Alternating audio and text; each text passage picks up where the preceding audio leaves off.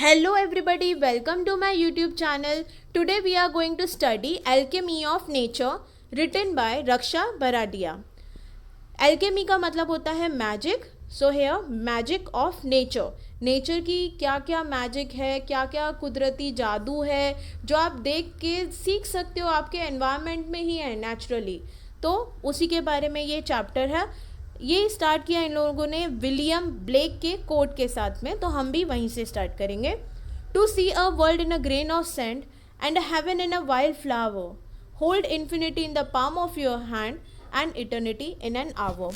इसका in depth explanation उन्होंने यहाँ पे दिया है, वो स्टडी करना है बिकॉज उसका भी एक्सप्लेनेशन है. Something as tiny as a grain of sand can spark off an idea और imagination of a huge significance to the world. One can witness and experience the beauty of heaven in something as small as wildflower and derive joy forever. Only one should have the eyes and time to see it. तो जो first line थी, first line क्या थी हमारी यहाँ पे? First line ये थी to see a world in a grain of sand. उसका यहाँ पे मीनिंग बताया कि कोई भी इंसान इतनी छोटी से छोटी चीज़, टाइनी मतलब छोटी, जैसे रेत के जो पार्टिकल्स होते हैं उतनी छोटी सी चीज़ में भी आपको कोई आइडिया आ सकता है वो देख के, या फिर कुछ इमेजिन कर सकते हो जो आप एक बड़ा सा चेंज ला सकते हो वर्ल्ड के लिए, जो बहुत ही अच्छा होगा.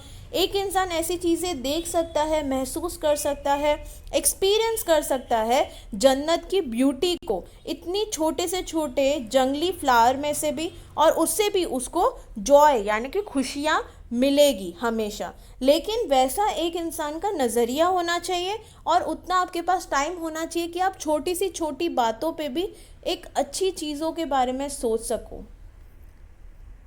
Infinity is endless space, but your small palm can hold the destiny of earth through your efforts.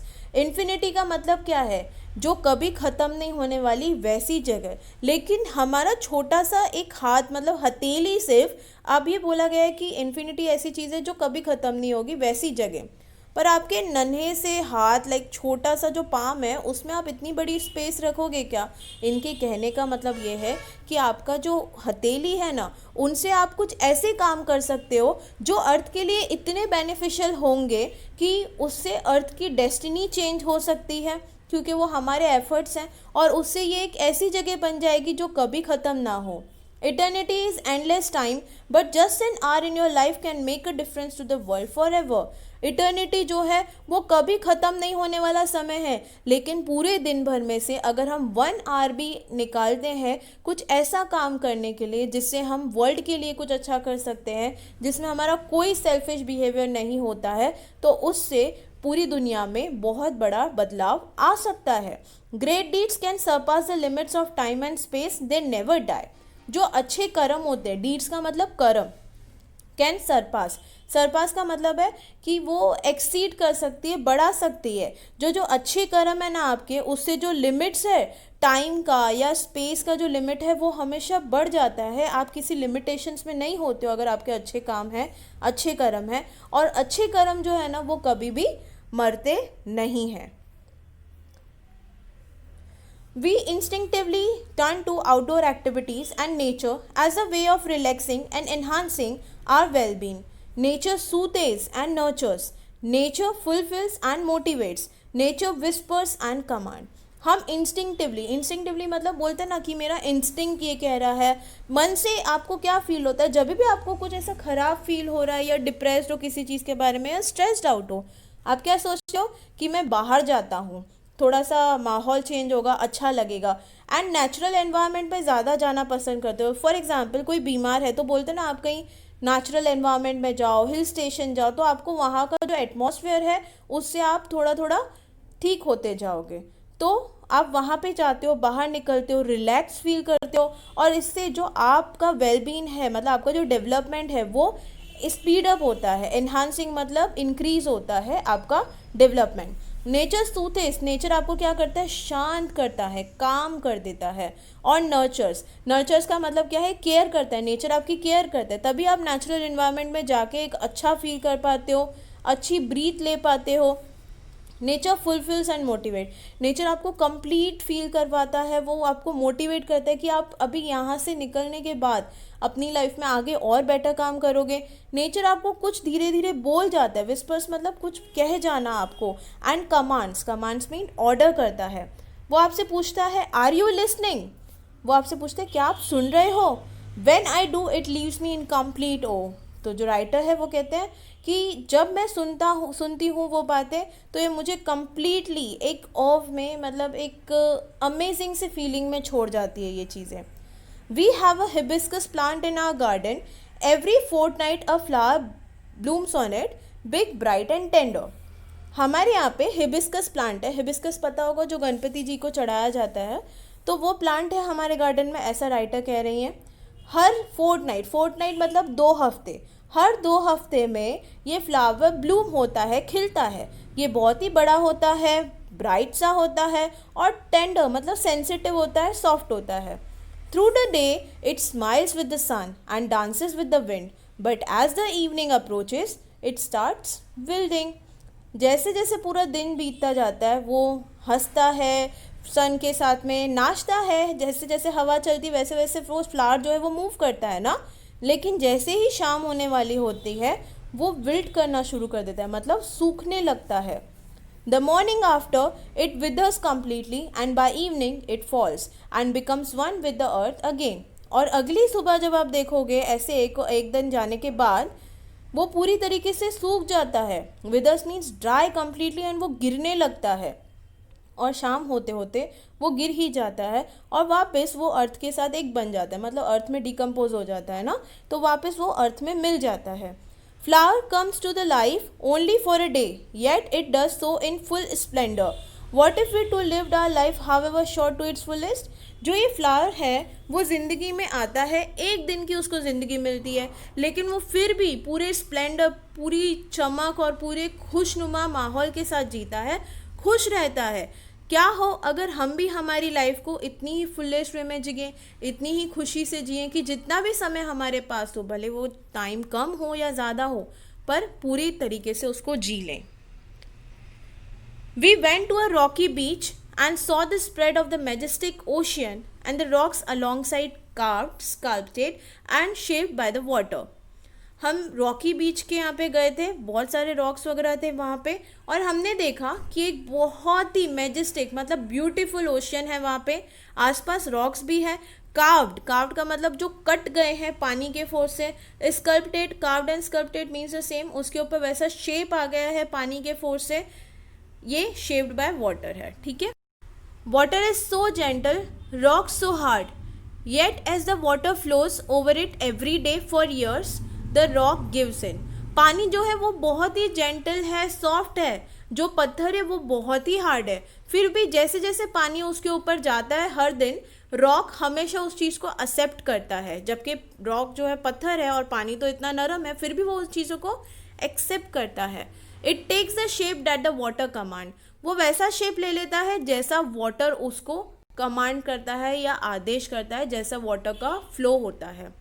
Our problems are so colossal and we are so small, yet if we persist, हमारी problem जो है वो बहुत ही colossal है, colossal मतलब बहुत बड़ी बड़ी प्रॉब्लम्स है हमारी, हम बहुत छोटे हैं, पर क्या हो अगर हम भी ऐसे कंटिन्यूस एफर्ट्स दें, हम इतनी कठिनाई आने के बावजूद भी हम वहाँ पे हिम्मत ना हारे।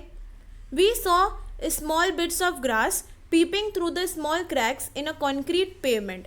हमने देखा कि वहाँ पे थोड़ी सी घास उगी हुई थी, पीपिंग ऐसा लग रहा था कहीं से वो होल में से घास जैसे झाँक रही हो, ऐसा फील हो रहा था। कहाँ पे देखा, एक रास्ता था, रोड था, कंक्रीट पेमेंट मतलब फुटपाथ था, जहाँ पे कुछ क्रैक्स थे, रास्ते में खड्डे होते हैं ना, तो वहाँ पे खड्डे में से थोड़ी सी घास उगी हुई थी और वो हमने देखी। It left us thinking however impossible things may look, there is always an opening. और उस चीज़ से हमें ये सोच आई कि कितना भी इम्पॉसिबल लगे कोई भी चीज़ें, लेकिन हमेशा कहीं ना कहीं कोई ना कोई एक ओपनिंग या कहीं ना कहीं एक आपकी होप होती है, कोई ना कोई डोर होता है जो अभी भी आपने ओपन नहीं किया होता है अपनी लाइफ में। We saw a tree bare of all leaves in the cold winter months. We thought its chapter was over. हमने एक ट्री देखी, बेर, बेर मतलब विदाउट, मतलब एक ट्री थी जिसमें कोई भी पत्ते, फूल पत्ते कुछ नहीं थे। कोल्ड विंटर मंथ्स चल रहे थे। हमने सोचा इसका तो काम खत्म हो गया, मतलब जो ट्री है वो डेड हो चुकी है। चैप्टर वॉज ओवर का मतलब कि डेड हो जाना, तो उनको लगा ट्री डेड हो गई। But 3 months passed, spring set in, and the tree was back to its green majesty once again, full of leaves, flowers, birds, and life. Friends, जब वहाँ पे उन्होंने 3 महीने के बाद जब वहाँ गए और उन्होंने देखा स्प्रिंग का सीज़न कौन सा होता है फ्रेंड्स? ठंडी के बाद में और गर्मी के पहले जो सीज़न आता है, जब एग्रीकल्चर एक्चुअली स्टार्ट होता है, वो होता है स्प्रिंग सीज़न। और वहाँ पे ट्री जो है वो बिल्कुल ग्रीन, ब्यूटी, मैजेस्टी मतलब ब्यूटी में वापस आ गई थी। फुल्ली ग्रीन लग रही थी, बहुत सारे वहाँ पे लीव्स थे, फ्लावर्स थे, बर्ड्स थे, एंड वहाँ पे पूरी जिंदगी थी। जो उन्हें 3 महीने पहले ऐसे लग रहा था कि यहाँ तो सब खत्म हो गया है, वहाँ पे आज पूरी जिंदगी उनको दिखाई दे रही है friends. What if we too had the conviction that however difficult things are right now it will not remain so forever, remember this too shall pass. क्या होगा अगर हम भी ये चीज़ को कन्विक्शन मतलब बिलीफ, ये चीज़ों को माने कि चीज़ें कितनी भी डिफ़िकल्ट लग रही हो, आज कितना भी मुश्किल लग रहा हो, आप जहाँ पे जिस चीज़ को फेस कर रहे हो या जिस राह पे आके आप अटक गए हो वो कितनी भी कठिन लग रही हो, लेकिन ये समय भी बीत जाएगा। जैसे अच्छा पल बीत जाए वैसे बुरा पल भी बीत जाता है, तो ध्यान रखो ये चीज़ भी बीत जाएगी, हिम्मत नहीं हारनी है। We saw an army of ants lugging a fly which was at least 10 times the ant size. हमने एक आर्मी देखी एंट्स की। एंट्स क्या होती है? चींटियाँ। चींटियों की हमने पूरी एक समझ लो फौज देख ली, जो लगिंग मतलब उठा के लेके जा रहे हैं एक फ्लाई को उठा के लेके जा रही है पूरी चींटियों की टीम, जो करीबन 10 गुना बड़ी होगी चींटियों के साइज से, एंट्स के साइज से। The ants organized themselves around the fly, lifted it on frail feelers and carried it to a quite a distance. जो एंट्स थी उन्होंने अपने आप को इतना अच्छे से टीम अप कर रखा था फ्लाई के अराउंड में, उन लोगों ने एंट्स ने उनको उठाया हुआ था, फ्लाई को उठाया हुआ था अपने फ्रेल फीलर्स पे। फ्रेल फीलर्स का मतलब होता है वीक लेग्स पे, कमज़ोर टांगों के ऊपर, और वो अच्छे डिस्टेंस पे लेके जा रही थी। Their teamwork and perseverance were impressive. उनका जो टीम वर्क है, साथ मिलके काम करना, और जो कंटिन्यूस एफर्ट्स उन लोगों ने दिए वो बहुत ही अच्छे थे, बहुत इम्प्रेसिंग थे। What if we too are consistent, organized, focused? क्या हो अगर हम भी हमारे कंटिन्यूस एफर्ट्स दें, हार नहीं माने, ऑर्गेनाइज रहें, सब मिलजुल के काम करें और फोकस रहें अपने काम पे। Spider webs are delicate yet very strong. जो मकड़ियाँ होती है, मकड़ियों का जो जाला होता है स्पाइडर वेब्स, वो बहुत ही डेलिकेट होता है, सेंसिटिव होता है, लेकिन फिर भी वो इतना मजबूत होता है कि कितनी भी हवा वगैरह है फिर भी वो जाला वहीं का वहीं रहता है। A rainbow colors the entire sky. Oysters take in a grain of sand, they open with a pearl. Rainbow जो है वो पूरे स्काई को कलर कर देता है, अलग सा नज़ारा होता है, वो बहुत अच्छा लगता है वो देख के। क्या है वो? Magic of nature obviously. Oysters क्या होते हैं? जो आपने सुना होगा कि समुद्र के अंदर जो मोती होते हैं, मोती एक शेल में रखे होते हैं, उस शेल को ऑयस्टर्स कहा जाता है। ऑयस्टर्स जो है वो अपने अंदर सैंड लेते हैं, मिट्टी, रेत लेते हैं, और वो जब ओपन होते हैं उसमें से क्या निकलता है? मोती, पर्ल निकलता है। Innumerable stars shine across the infinite sky, मतलब इननमरेबल मतलब अनकाउंटेबल, बहुत सारे स्टार्स जो है वो पूरे इतने बड़े, इनफाइनाइट मतलब इतने बड़े स्काई में जिसको आप स्पेस को काउंट नहीं कर सकते, इतनी बड़ी स्पेस है पूरे आकाश में, वहाँ पे इतने सारे स्टार्स होते हैं। Clouds take new shape with every passing moment. जो बादल है वो हमेशा एक नया नया शेप लेते हैं जैसे जैसे पल बीतता जाता है। The wind makes trees dance with unhindered passion. जो हवा चलती है वो ट्री को इतना डांस कराती है बिना किसी रुकावट के, मतलब विदाउट डिस्टर्बेंस। अनहिंडर्ड का मतलब बिना किसी रुकावट के वो ट्रीज को डांस कराती है। Water without hint of ego changes its form according to the dictates of the sun and the wind. पानी बिना किसी ईगो के वो अपना जो फॉर्म है, अपना शेप, साइज जो है वो चेंज करता है जैसे जैसे सन उसको डिक्टेट करता है। कहते हैं ना, आज बहुत ज़्यादा लहरें ऊपर ऊपर जा रही है, हाई टाइड है, लो टाइड है, वैसा तो सन एंड विंड के अकॉर्डिंग वो काम करता है. When we see a caterpillar turn into a butterfly, a flower turn into a fruit, we experience the alchemy of nature. मतलब जब हम देखते हैं कैटरपिलर, कैटरपिलर आपको पता होगा कि ट्रीज़ पे, ट्रीज़ के यहाँ पे जो चीज़ें होती है, जो वुड वगैरह होता है, वहाँ से उसको जो खाना वगैरह है वो वहाँ पे फीड करता है. और वो एक वॉर्म होता है बेसिकली, और वही कन्वर्ट होता है एक बटरफ्लाई या फिर मॉथ में. तो एक कैटरपिलर को आप कन्वर्ट होते हुए देखते हो बटरफ्लाई या मॉथ में, या फिर एक फ्लावर को आप कन्वर्ट होते देखते हो फ्रूट में. ये सब क्या है? ब्यूटी है. और ये सब क्या है? एल्केमी ऑफ नेचर है. एल्केमी ऑफ नेचर मतलब मैजिक है. किसका? नेचर का.